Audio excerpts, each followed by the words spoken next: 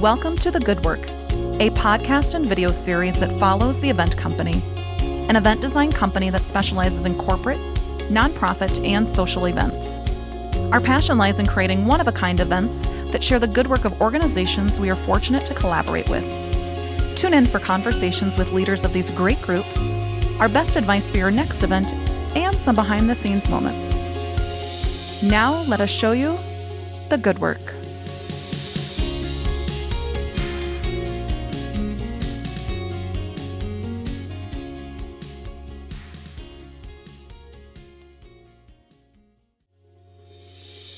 Our team at the event company loves sweets, and while we like to think cookies can cure pretty much anything, on today's episode of The Good Work, we'll introduce to you Stacie Suedkamp, owner of Figtails.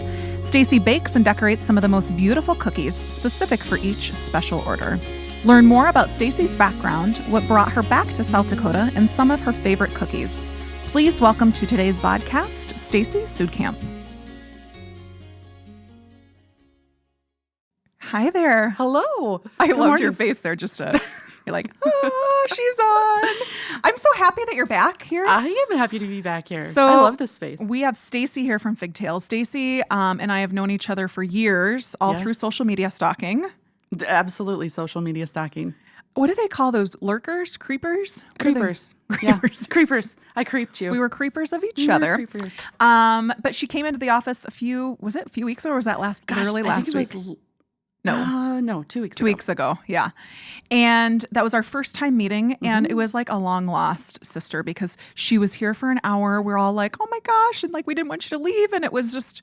You seriously made me cry. We had so much fun. I cry anyway, so I mean that's... I used to have to tell bosses that I'm a crier, like that it's They're just like, what oh, happens. it's this girl. I think we actually talked about that when I was here. Yeah. I won't do the impression, but it's pretty spot on. But when you meet somebody that has the same kind of energy, feeling, like I left here on cloud 9 and was like, why have we not done that before? I know. And I'm like, amazing. we have to get her on the podcast. And I was here we are. like, done deal. Whatever you need. Here you are. And so here I am. I'm excited for everybody to kind of hear your background, how you got into this cookie biz.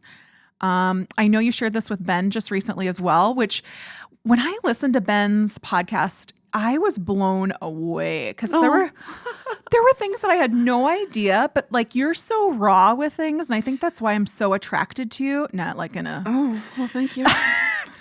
Love you too. Shout out. But like, it's so refreshing to be around other people that have the same energy, like you said, but also the rawness of how you are is so cool. And like you've said before, like you don't sugarcoat stuff. No, like I it don't. is how it is. And this is like, I think you talked about it in his podcast, not to repeat what you'd said, but like you kind of have learned how to embrace your weirdness. Totally. And like, we're all weird in that respect. Like you either love me or you don't like me. It took me it's too much work to try to fit into somebody else's box. It took me a very long time to get comfortable with that. And I always feel bad for the people that feel like they have to be one way at work and one way at home and one way with their good friends and one way with their acquaintances. It's too much work. Yes, too much work. And how do you keep all that straight? So when it really was 8th, 9th grade, I read Dale Carnegie's How to Make Friends and Influence People. So crazy. It made me realize I couldn't win that high school game. I couldn't. So I just was like, this is it. I'm just going to do my own thing. It's like when you first start dating people and you're like, I'm going to like country music because he likes country. Right. And I'm now a vegan because he is a vegan. Yep. Sorry, Nate. We just talked to Nate. But then you can have Oreos. Bonus. You can have Oreos, we just found out. But it's all those little things like you try to be them or fit in that like box. I'm going to hang out in a garage all day Saturday while he changes spark plugs. And I'll be like, oh, that's how you do it. Yeah, no. I'm going to go read a book. Let me know when you're done with the spark plugs. Yeah, isn't that nutso? But I guess, and I fully understand that people have not embraced who I am. There's plenty of haters out there. And Madonna always says that makes, like, if you're watching what I'm doing and you don't like me, that makes you a fan. Yeah. It is what it is. I'm not everybody's cup of tea. That's okay. And I've been told my whole entire life you're I will drink you up, girl. Oh, thank you. Cheers. Oh, I love that. But you'll find your tribe. Like I had a worker when I had the coffee shop in Flanju. I had an employee, high school boy that liked to play Dungeons and Dragons in Flanju. My favorite employee. Awesome. If any other employees are listening, I like you too. But He was so lost because he didn't fit in with the crew that was Yeah. in Flanger. He doesn't do rodeo. He Right. wasn't on the football team. He played Dungeons and Dragons until like 4 a.m. And I just told him, Connor, these aren't your people. You will find your people once you get to Right. college because this is a very small group. So you just need to kind of Stick it out. find your people Yeah. to get you through. Right. And then you'll eventually find your tribe. And he did. He's at DSU with a bunch of other Dungeons and Dragons kids. Good for him. I know. So how? But once you embrace that and once you let go of you're not everybody's cup of tea, you'll find people that you just resonate with. And that's what happened when I stopped by here. I was like, oh my gosh, I could just hang out there all day. Yeah, we're fun. You are fun.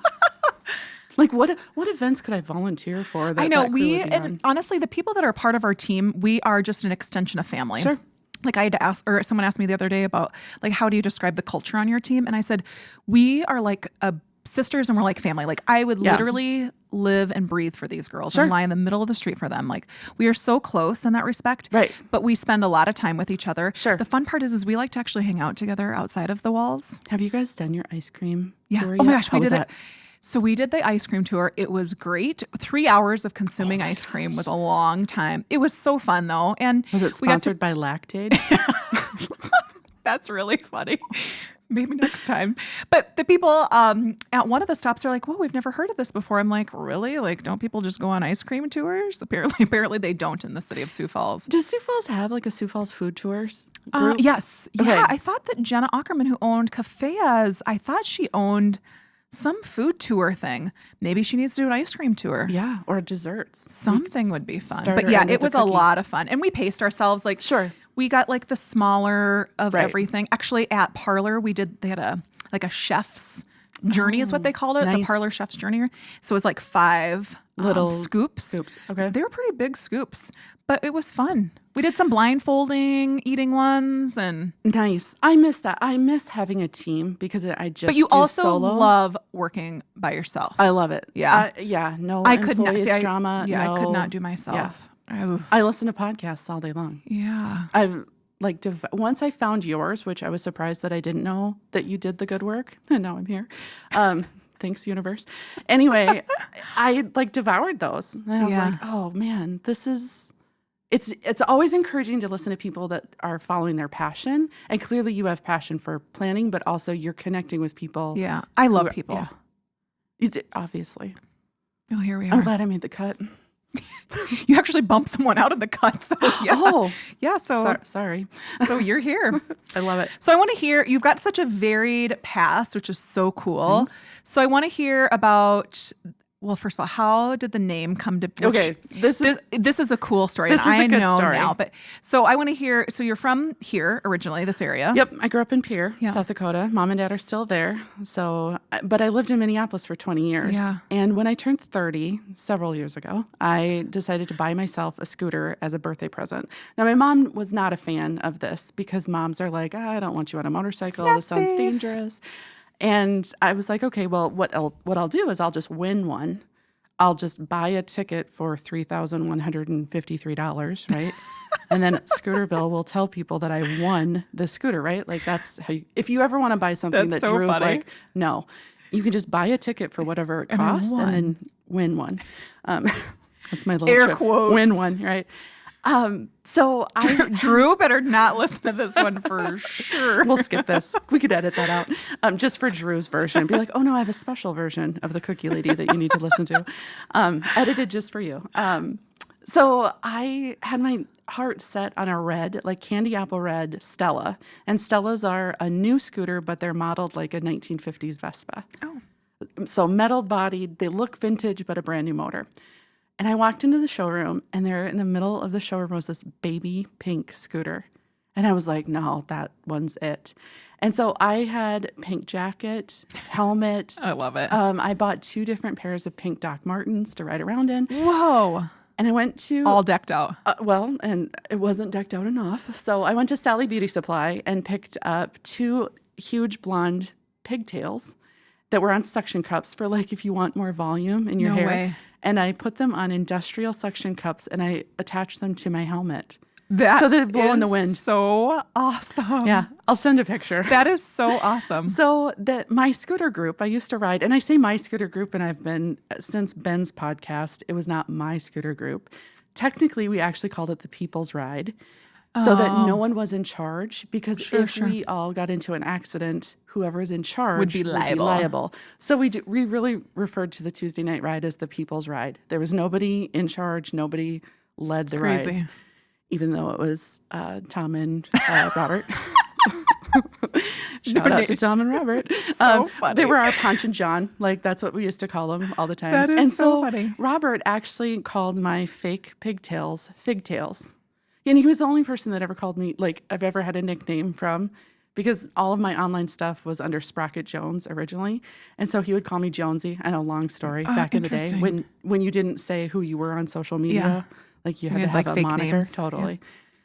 So anyway, he called them Figtails. I almost bought the bakery in Glenwood, Minnesota. I needed to set up an LLC quickly. I thought I'll just file a DBA, doing business as later. And I called it Figtails. And literally everyone that saw that name, from like health department or licensing or insurance, were like, oh, yeah, Figtails. Like, they just knew it. They just knew. That's so crazy. Meant to be. And it's stuck. And it's stuck. I know. I kind of always wanted to know, like, how why people. Figtails? Well, and people always ask, like, how did you come up with your name? Well, right. This is what we do. Yeah, I'm like, it was hard though. I had 26 names written down in this book, and I remember sitting at the stoplight. I was talking to Drew. I was at the stoplight of 41st and Marion Road, and I was headed to Lewis, taking a left there. I know, it's so strange how I remember, like, vividly. And we're just like, why isn't it something easy like the event company? I'm like, oh yeah, that's it. And when you know, you know. Like, when and now there's one in Dubai. So no joke. I love that. We get internship request, employee, all these different things. We actually just had a position that we filled. A guy from Dubai messaged us and said that he wants this job and he will move for this job. I don't think he really understood, like, I'm from the US, like South Dakota, USA. And he's like, thank you. And I told him, Mike, we'll get back to him if his qualifications match, blah, blah, blah. And he responded back and saying, I will be waiting. And I'm like, a long time. It is awkward, but thank you. I can't wait. You better call me when he shows up at the door from Dubai. Panic. But yeah, so it's crazy to see how, like, and I'm sure, are there other Figtails out there? So there is. I can't get Figtails on Twitter. So on Twitter, I'm at Figtail. Not that I tweet that much, but and I couldn't. I tried to get that. I tried to even offer the lady cookies, and she never responded. And she's like tweeted 6 times back in 2008. So and then there's a dog blog from a dog named Fig, and it's Tails, Tails. Oh yeah. So if you look on like Facebook, and maybe it won't come up for you, but if you start to type in Fig T, the dog blog sometimes comes up. Weird. Yeah. So I'm always like Tales, like the story, but that also fits with my personality, because I always tell people that I'm a storyteller at heart. I actually tried to get my mom to say that she would be more upset if I died versus any of my sisters, because I'm the one that keeps all the family lore. Like, I'm the one that tells all the stories from childhood. And when my nieces and nephews nephew was little, were little, bad language. I remember one time they were like, well, tell us a story about our dad.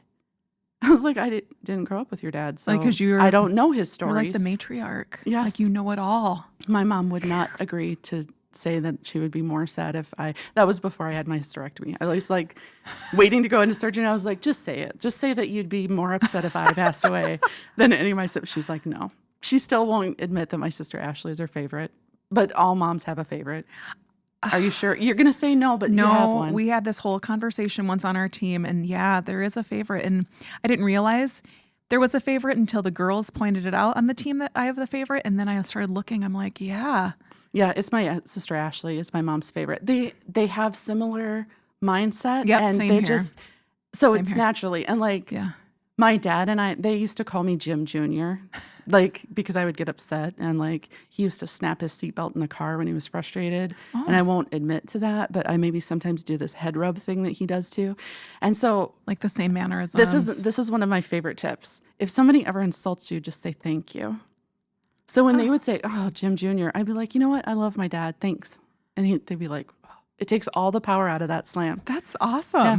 I once had a boss tell me, in a not positive manner. She goes, well, aren't you just the heartbeat of insert medical device company here? And I said, oh, thanks. And then I watched as she tried to explain to me that that was not a compliment. It was one of my favorite moments from corporate America. That's so funny. Because it literally diffuses I never thought of it that way. all of the energy from that. If somebody says to you, you know, you're really uptight and you're really like critical. Thank you. Yeah, thank you. Like my business thrives on me being uptight and critical. Not that you're uptight and critical, but any like, yeah. Smart. Yeah, it's one of those tactics, tools. So Drew sometimes will be like, you're just like Dave, like his father. I'm like, I'm going to start saying thank you. Yeah, thanks. I know how much you love your dad. Done. And then just watch. One of my favorite things, when people say, well, what can I give you? I always say cognitive dissonance. Right. So your brain just went cognitive dissonance. Yeah. That was an example of cognitive dissonance. Like when somebody's brain just stops for a moment and like misses that beat. Yes. That's my favorite thing. So you talk about medical device. I'm just like I'm trying to figure, now I'm thinking like cognizant dissonance or dissonance. Yep. My gosh. I know. Look at her. I've done so many different things, but all roads lead to Rome, right? Can you edit that so that sounds right? You can leave that part in He's too. so awesome. He's like super chill. I know. Think of how much knowledge he has. I know. He soaks it all up. After these conversations, he's like, wow, I had no idea about this. Right? What I think is so awesome is that we're talking about Nate and he's looking right at us right now. That's awesome.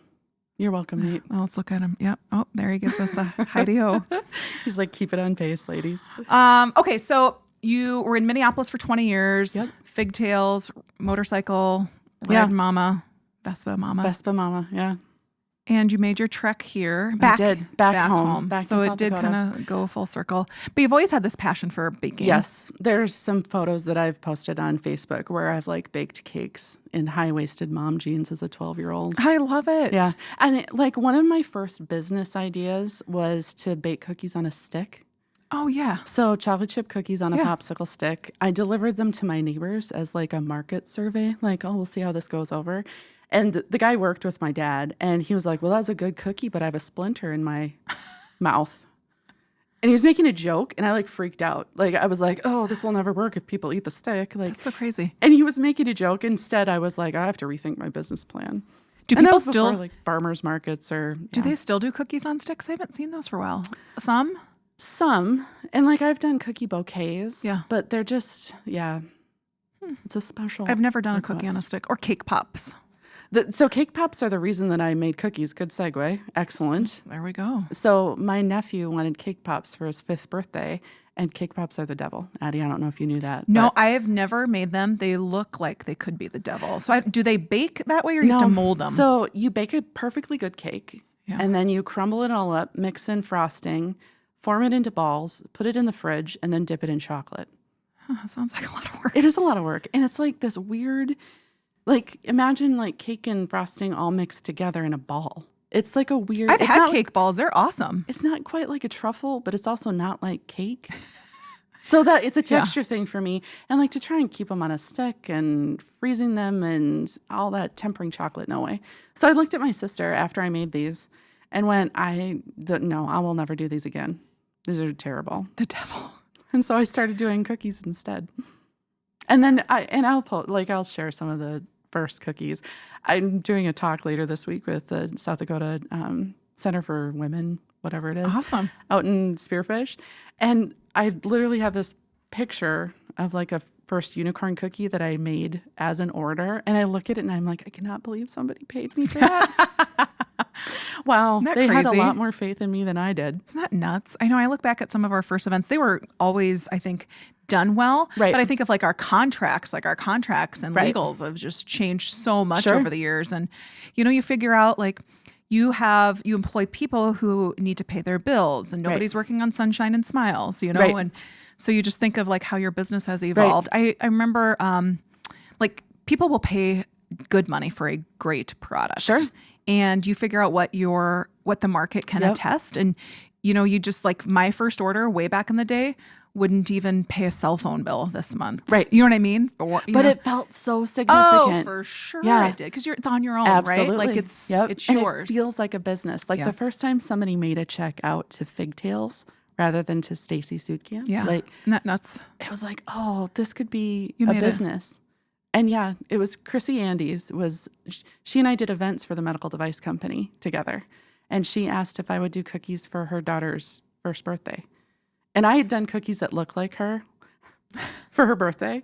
So, and they're so funny. And she was like, these are amazing. And I look back at it and I'm like, oh my gosh, those are so, but at the time that was the lever, like, yeah, they'd never seen anything like this. And they taste good. Like, that's the other thing. And I know you haven't had one yet, but. No, but I'm so excited because there are so many cookies, though, that look good that do not taste. Taste like cardboard. Yeah, or they are just so thick. I saw some in a photo the other day of another baker, local, and they were so thick. Like, they looked like they were thickness of like a bar. Like, ooh, who wants to eat those? First of all, I'm a huge fan of sugar cookies, always have been. Sure. But I do like them when they've got like the almondy flavor. And I remember listening to where someone had told you, like, they taste like almond. Yeah, the baker at the Flanger Bakery, who's like South Dakota famous. I gave him a cookie when I was doing the Sanford order. I had like 800 cookies stacked up. And he was like, huh. I said, well, here, I've got extras, try it. And then 2 days later, he was like, that's a lot of almond. That's so and funny. I thought, wow, okay, because bakers judge other bakers, and like, for sure they do. Once you're like, this is my craft, so people won't bake baked goods for me. Like I've gotten like 2 baked goods in the last 12 years because people feel intimidated. And I'm like, I don't bake pie, I don't bake other things. Like, I welcome other desserts. Do it, But people are like, no, because you're like a baker. I'm like, well, okay. So it's interesting to get feedback from other bakers or like to talk about things like texture or flavor or crumb or all that stuff. And to have somebody like, oh, that's a lot of flavor. And I was like, that's the number one thing that I hear about the cookies is that they taste good. Otherwise, I've had some that taste straight up like flour and they are not good. Not underbaked. Good. You can also get like salmonella from that. Eating raw cookie dough is not the eggs. It's not the eggs that'll get you. It's actually like listeria or salmonella in the flour. Interesting. Because deer like poop in grain fields or wheat fields. Weird. I know. I didn't know that. Yeah. So if you're going to eat raw cookie dough, or the dough companies that are out there now, they actually bake their flour just before they put it in their mix. So smart. I never thought. Everybody always thinks it's the eggs. Yeah. It's just like in potato salad. It's not the mayonnaise that'll get you. It's the onions. Yeah, I've heard about the onion piece of it. They carry like listeria. Nuts. I know. Weird. I know. I'm just feeling I miss Nate, Cheers. did you know that? Because people used to be like, well, you're like Cliff Clavin. Oh, Cheers. That was such a good show. And he like sat at the end of the bar and knew all these random weird facts. And it's like, oh, and now the new thing is to be called a Hoogle. Oh, I don't know what that means. A human Google. Huh. Right? A Hoogle? A Hoogle. So probably Hoogle, probably. Correct. Yep. Interesting. I'm learning still like about TikTok and all these other things. TikTok, I haven't figured out. I do have it on my app. Dr. Steve from Sanford from Profile actually got me all like jacked up. Yep, but I haven't done anything with it. I've watched. So I posted like a baby shark. I was decorating a baby shark cookie, and that's gotten like 400,000 views or something like that, or maybe 150. Oh my gosh! It translates to like 12 hours. Like it's a 15-second clip and 12 hours of people watching that. Wow, I need to get with it. It's hard, but how do you, because we're in industries where you're self-promoting. Yeah. It's like, how do you manage all that? So I repost my TikTok videos to Instagram, and Instagram automatically posts to Facebook to save time. Wow. I know. Interesting. So when I'm still blown away by all this. Right? I'm not going to say useless knowledge, but very important knowledge that will come in handy if I'm at a picnic. Right. Or eating raw cookie dough. I love cookie dough. I don't really eat raw cookie dough, but then I don't really eat the cookies either because I'm around them all the time. Yeah. And you do just straight sugar cookies. Straight sugar cookies. Yep. And I do 2 different flavors, really. So the basic regular cookie is a vanilla almond cookie. Mm-hmm. And then I also do a lemon cookie. Oh, so good. Yeah. That one's really good. The other day I actually ate one and I was like, oh, yeah, these are good. Yeah, that's awesome.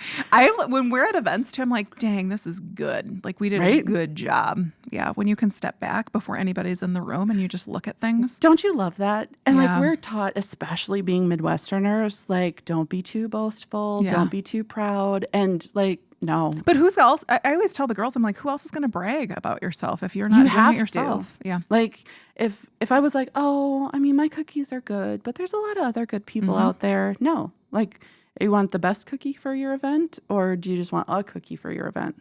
Which is also why I can charge a premium for them. My dad still flips out when he realizes that I get $36 to $48 a dozen. And I always tell him, and I just bumped that with my chin, sorry. I always tell him, I've got a friend that charges $108. Yeah, isn't it nuts? Yeah, for a dozen cookies. So the thing is that, you kind of fit what the market is, but you've built up such a cool audience over these years that they will pay for it. It's just like, it's the same thing for wedding cakes, or it's the same thing for our industry. Well, and it's one of those things where I always tell people, figure out what's important. Yeah. So if you're having an event for 200 people and you can't spend $350 on a cookie for 200 people, get a dozen cookies for your main person, and we can do less decorated cookies, or we can do smaller cookies for the crowd. And then I always tell people, but be sure to pull like the special cookie out. Because everybody's going to go for return on investment, which means for a kid, like the biggest cookie. They don't care that that's the centerpiece or the showpiece. Like at an event, they're just going to grab. It's like the same thing with cake. Like if you see like the big balloons on this side of the cake versus the writing that said happy birthday over here, and you love frosting, you're going to take the stuff with the balloons. Life's short. Eat the frosting. So when you came back to South Dakota, you've always had the passion for the cookies, always. But you didn't first get into the cookie business. So you started out. So I had the business, but I felt like I couldn't do the cookie business on its own full time. Right. That I needed something to support that. Yep. So I was traveling for work. I came across the coffee shop in Flandreau, which in a small town, it wasn't just a coffee shop. It was coffee shop, liquor store, and a restaurant. It's the hub where everybody goes. Yeah, it was. And it had the commercial kitchen space. I also looked at the one in Dells, which was for sale as well, but it didn't have a commercial kitchen. And I was like, that's what I need to build this cookie business.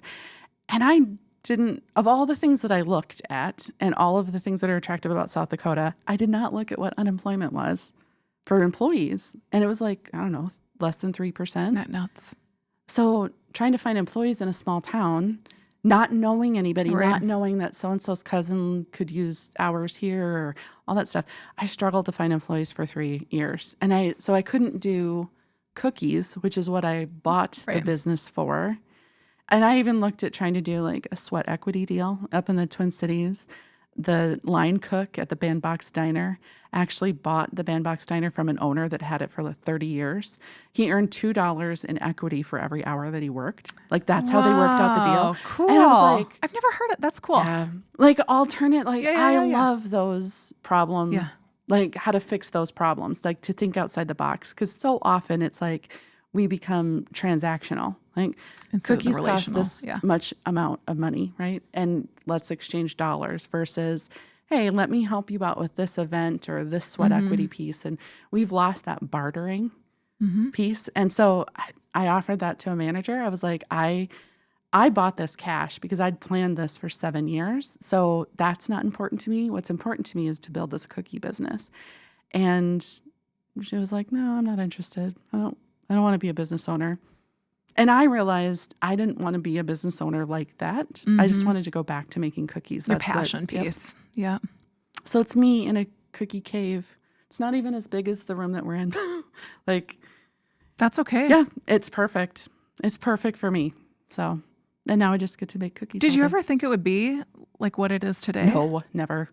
Isn't that nuts? Never. I didn't think you're part of all the. I mean, we are very similar in that respect. I mean, we're a part of all these lives, right? You're a part of all these life events. Yep.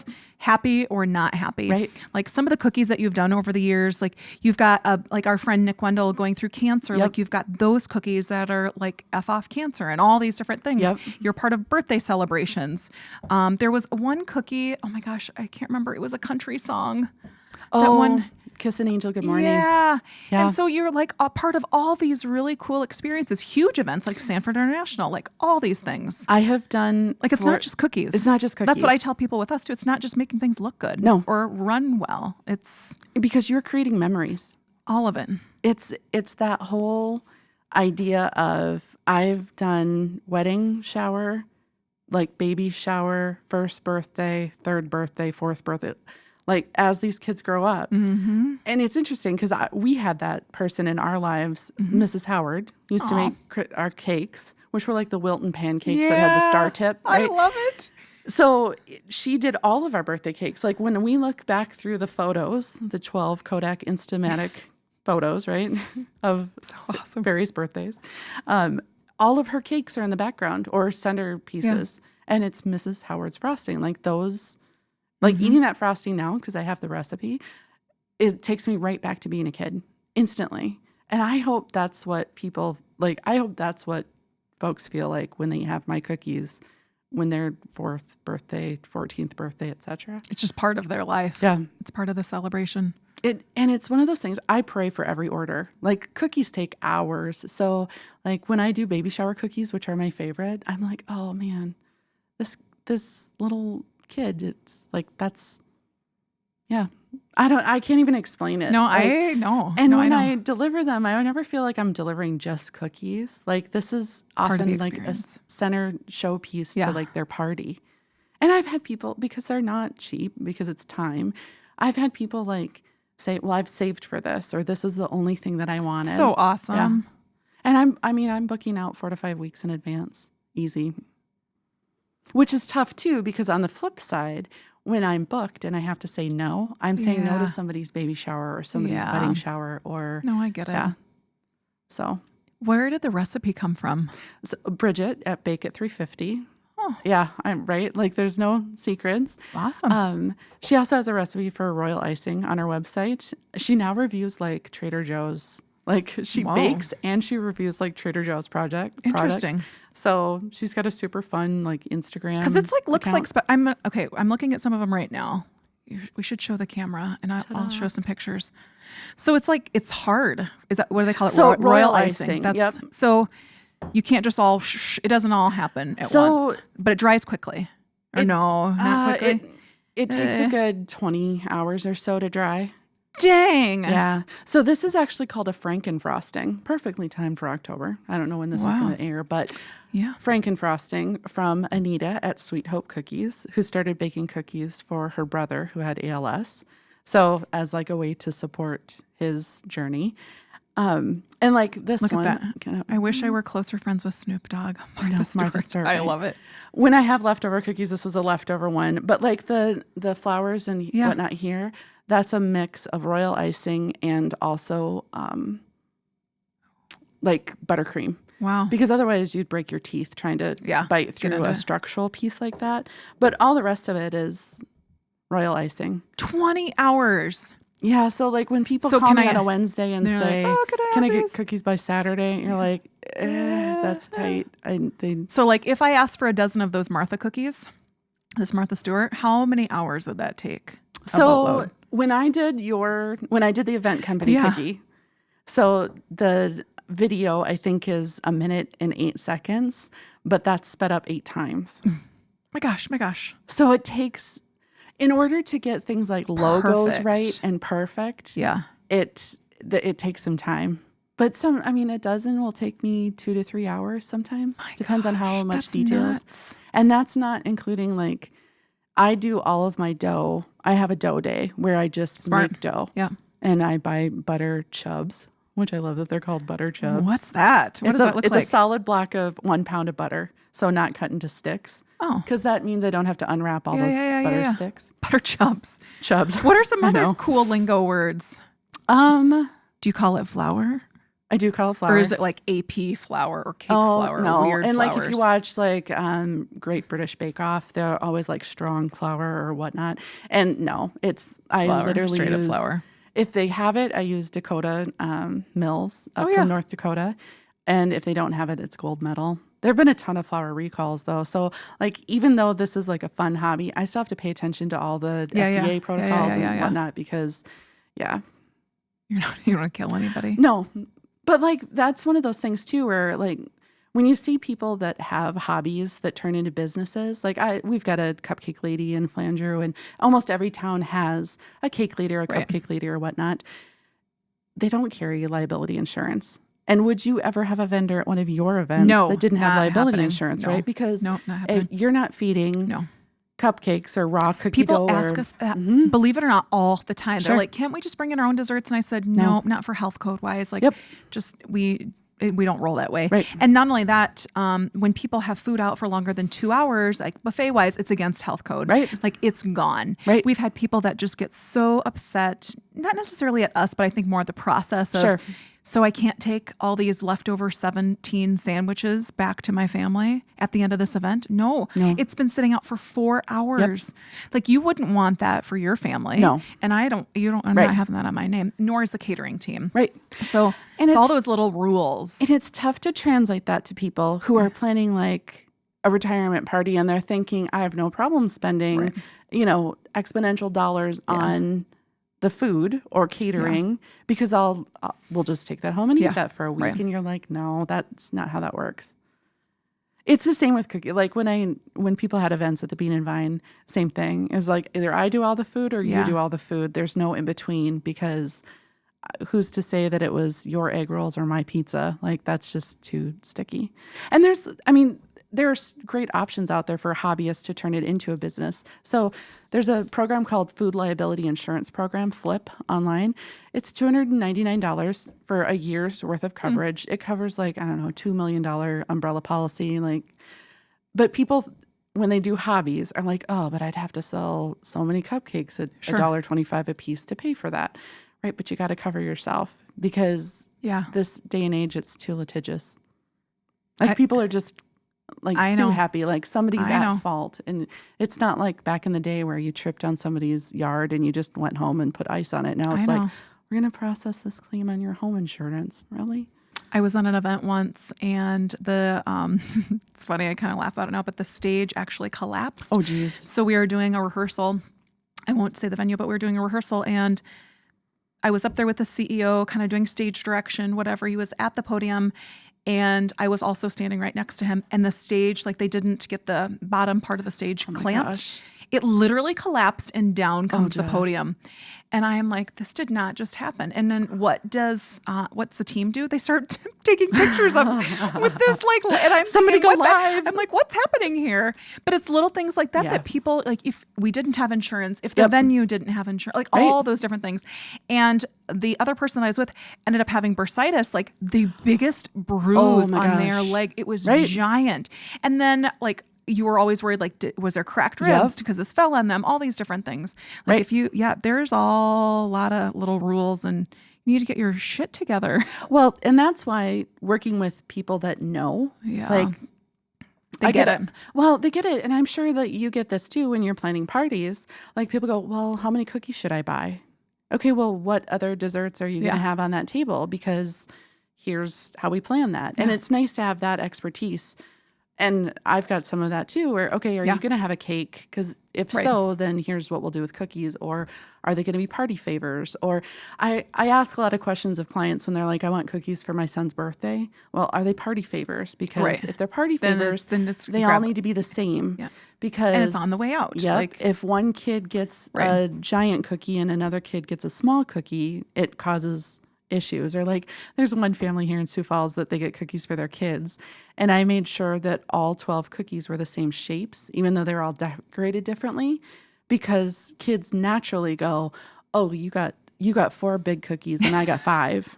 And then forever it's like, oh, you got the shaft on cookies. And it's like, no, you because you're not the favorite child. That's exactly. why. Yep. Because you're the middle child. Because you're the only boy. So it's things like that I do that people know. Yeah. But I don't sell myself on that. I'll make sure all your kids get exactly the same amount of cookies. I love your creativity. I mean, that's you ask questions. You are very in tune with who your client is, which is great because you're not just baking a cookie, like you said. It's what is amazing to me and still mind-boggling is the number of people that say, here's the theme of our event. You do what you do. That's don't send me. That's It's awesome. Eddie, it's amazing. I could not, that's not me, just so you know. When I place my order with you, I'd be like, I need this pipe done here, this. Like, I'm so detailed when it comes to some of those things. Which I is hope good. Yeah. And also, I get people that will send me pictures of other cookie decorators. So like this one that I did for like the Sanford PGA. That's cool. When I worked with Samantha. Look at it's like Samantha sparkly. Lens. Yeah. She's awesome. Yeah, it's like very sparkly. I love this. That's edible paint. Wow. Sparkly paint. So you're literally painting every single. Oh, wow. That's incredible. Thanks. But she sent me cookies and circled on the pictures of other cookies what she wanted. And then was like, can you make the flags blue, not red? Because that's in line with their branding. Sure. Or like when I did the Cambria kitchens, like I made sure that the dragon looks like the dragon and the Cambria logo is spot on. How do you do that? Projector. So I literally have a projector that it's a micro projector, but it shines the image down and I trace it. So if you look on the event company, how cool it is. Yeah. But that's how you get. Do you do that precision. with writing too? Or I do that with you, any of the writing. So like because I couldn't. wouldn't be straight. Like mine would be all like janky. So a friend of crazy. mine is like, oh well, I thought you were artistic. What? That is art. I don't care what anybody says. We get the same thing in our business too. They're Which like, is so funny. You didn't make those LED panels. I'm like, but that's our idea. Is like, right. Yeah. Crazy. It's just a tool. Yeah. It's one of those things that don't, like. Oh, and I would not be happy if someone said that to me.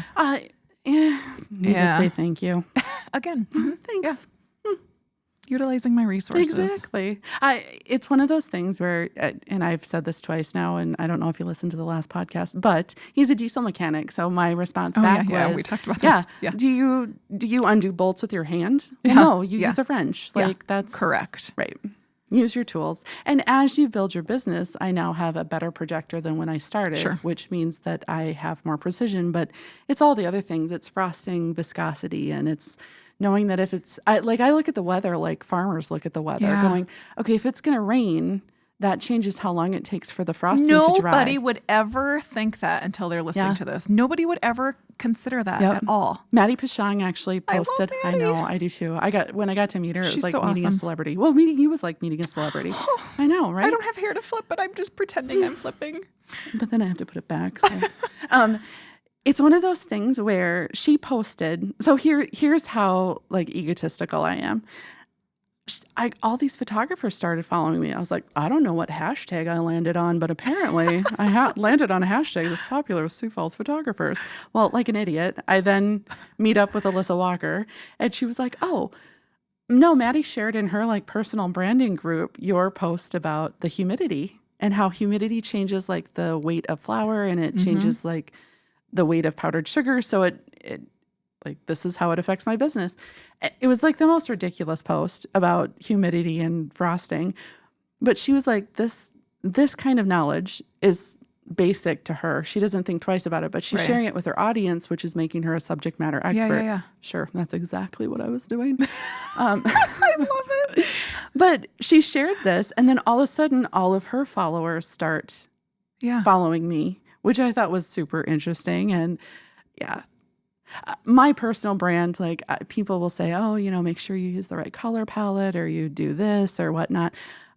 My stuff is what it is. I mean, half the time I'm taking pictures on trays, and it's sitting on top of a frosting bowl and it's not. It's all the behind the scenes, girl. That's what makes you cool. Oh, thanks. That's what makes you you, though. And honestly, I mean, it's a lot of it comes down to, you said it earlier, like it's not the transaction pieces, it's that relationship that you have with people. And it's because you're truly genuine and you care about the product. And you care about, look at me, I'm getting really firm when I do this. It means I'm trying to make a point here, people. This is important. But it's true, though. I mean, when you're very passionate about what you do, but you want to put out a quality product. Absolutely. And a lot of this it's word of mouth. Sure. I mean, you do great with social media. When Katie ordered the cookies for Nick Wendell, and the reason I knew Nick is because he does this like advent calendar with his daughter. Yeah. That's what I was like, this guy is so cool. Like, he's literally like living an advent calendar with his daughter over Christmas. Like, this is the sweetest thing ever.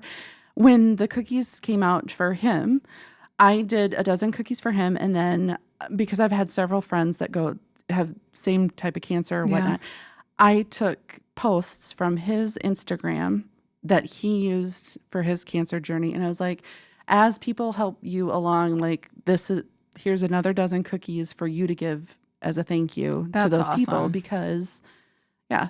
And I literally poached things from his Instagram account. Smart. Well, again, utilizing your resources. What's next for you? I am just going to keep making cookies and traveling. That's what's next for me. Do you know what I love is that you're going to do classes. Oh, yes. That's what I'm so excited about because this is that behind the scenes things. Like we don't understand how that all works. Right. And you have a deeper appreciation for it. Yes. You know, because once you understand. People always say, well, are you afraid if you do classes that somebody's going to like jump on board and do this? There's a ton of business out there. Yeah, like you can't worry about that. You just double down and do what you do, and people will find you. Like there's room. There's a gal out of Murdo that does cookies.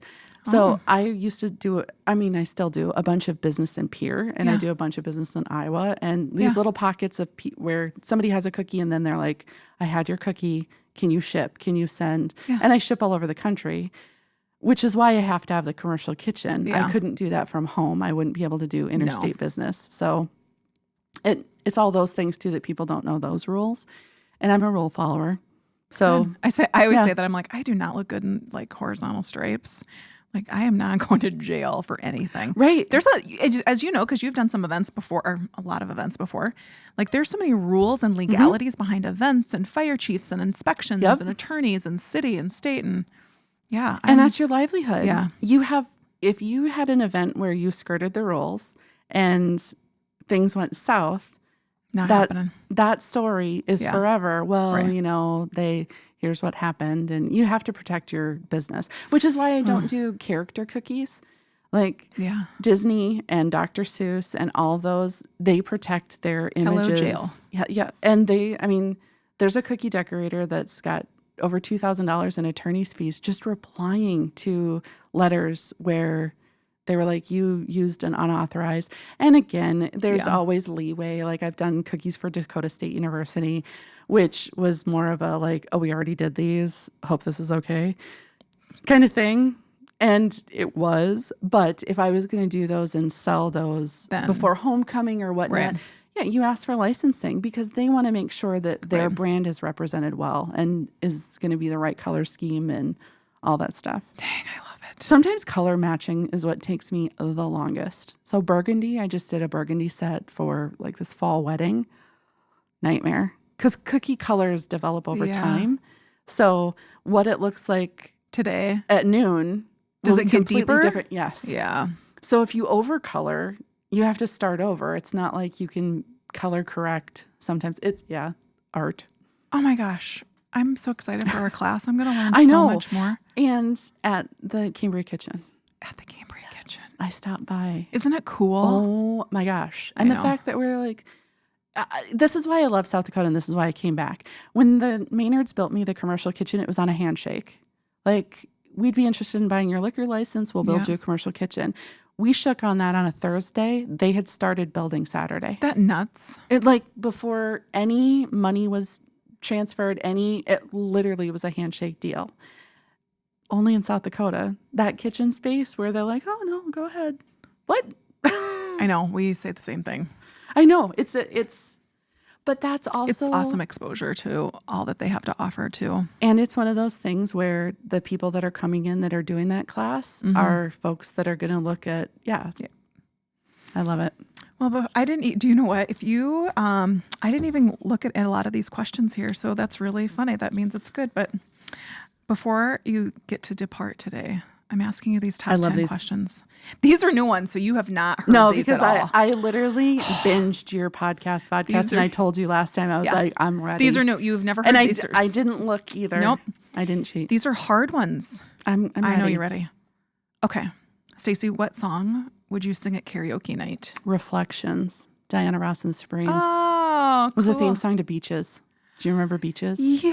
Do I remember? At one time, I had a Barbara Hershey haircut. Oh, look at you. Yeah. Nice. Oh. Yeah, Reflections. Although, truth be told, I think that I could sing karaoke and then I get bored because songs are longer than you think and then I just end up telling jokes. That's awesome. Yeah. Depending on how much liquor is in my system. I know. People always ask me, well, let's go do karaoke. No. I'm like, Yeah. Who would you want to play you in a movie? Well, here's what I always say. I always say Kathy Bates. And here's why, right? Which we have not seen a lot of Kathy Bates lately. What's happened to her? I've said Kathy Bates for a long time. And now people will come back and they're like, no, Melissa McCarthy. Oh, yeah. Which I think is super funny. But eyes. Right? Which, do you want to know something interesting killer. about wide set eyes? So babies will follow me around or like watch, like they'll move with me in a grocery store because that's how they draw cartoons. Or like kids are naturally drawn to me because I look like an adult toddler with my wide set eyes. That is so funny. Yeah, but like Disney characters, like you'll notice all of their eyes are drawn wide set. Yeah, Kathy Bates. If you're not doing anything, we could use you in a Lifetime movie. Lifetime. Totally. Hallmark. It'll be about a baker that moves to a small town, falls in love with an architect. No, that's always Hallmark. An architect. See, that's a Hallmark Exactly. movie. Okay, what 3 things would you take with you on a deserted island? Oh gosh. Okay. 3. 3 things. Well, my Bible first. Okay. I would, or some sort of devotional, but probably a Bible. Lipstick. Duh. Because I don't want to look Bad for the sick. monkeys. Yeah, or for like the rescue. Tarzan. I mean, I won't be there long. Exactly. And probably like a Kindle with a bunch of books downloaded. Yeah. Okay. What's your biggest pet peeve? Biggest pet peeve, smacking. I have misophonia. Like eating? Like Yes. Yeah, like that right there. So my mom will sometimes pre-smack, like if you just talk about delicious food. Oh. And like right now, my nephew, who's 18 months old, is smacking a lot on FaceTime. And my sister's like, I'm sorry. He just loves his whatever he's eating. Gums. And I'm like, he's a baby. But my 12-year-old niece who smacks, or 13 now, like, no, get away from me. You know, I don't understand either. This is kind of on the smacking lines, is why people can't close their mouth when they eat. Like even adults. Are they adults in positions of power? I actually looked this up one time.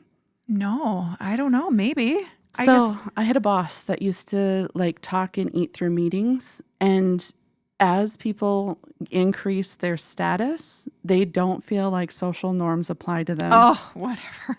It's interesting. Wow. But I was like, what? She's like a professional. She can't possibly be understanding that this is normal behavior. And then I worked with the president of a company that used to like stick his fingers in dips at potlucks. Oh, I would be drawing the line. I don't do potlucks. That is not cool. Spoon lickers, no. It's this whole Suit Camp girls had a healthy disdain for spoon lickers. We'd be like, we're not eating that. My youngest loves Hoo Hot. Now, I'm not dogging on Hoo Hot. He calls it Hoo Hot, but Hoo Hot or any buffet for that matter, it's not my jam. I can't, no. It's not my jam. I sometimes will watch when people wash their hands at the bathroom and they just do like the soap and then they do one of these. And you're like, no. You don't have to wash your hands like a surgeon or anything, but like that didn't do anything. Oh. So yeah, I don't do buffets We have either. a lot of pet peeves We here. do. But no, misophonia, it's that whole, it creates rage. It's not even like it bothers me, like, wow, that's really bothersome. It's like I want to punch you in the throat. Wow. Yeah.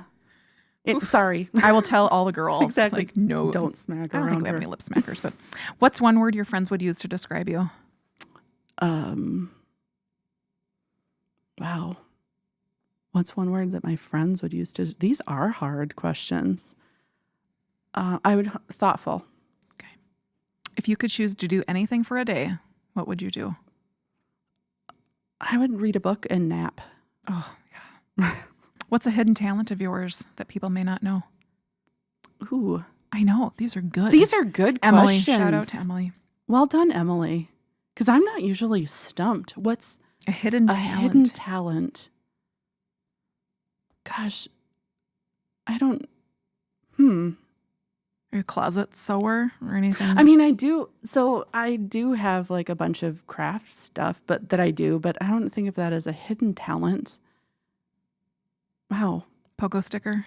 No. I loved a pogo stick. Do you know that? You know, I guess, and maybe it's not a hidden talent, but I generally, like maybe my knowledge, my Trivial Pursuit knowledge. is like, I don't know if that's hidden though. No, because I think it comes out after people know you. But I think from like first interaction, they'd be like, yeah, okay. That's a really good question. If you had to eat one thing for every meal for the rest of your life going forward, what would it be? Avocados. Ooh, I love avocados. Do you like my commentary after all these questions? I do. What movie or TV show title would best describe your life? Ooh, movie title or TV show title?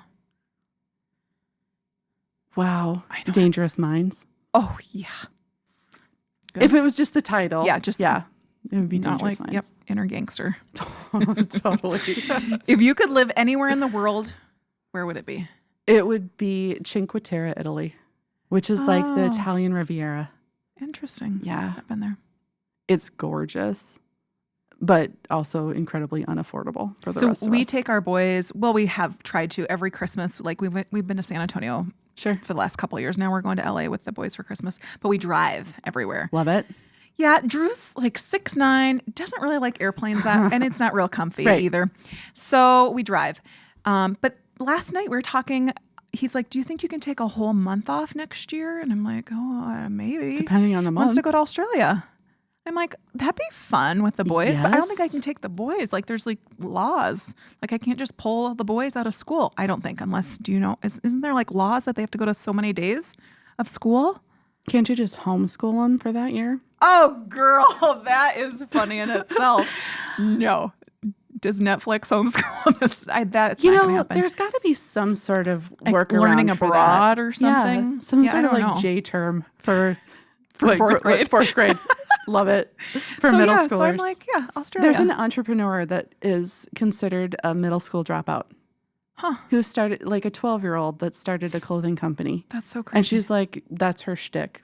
Find your shtick. That's my big thing. You've got something that no one else has. Mm-hmm. Embrace that. And on that note, I know, right? I'm so pumped to eat cookies. I'm not lying to you there. I love sugar cookies.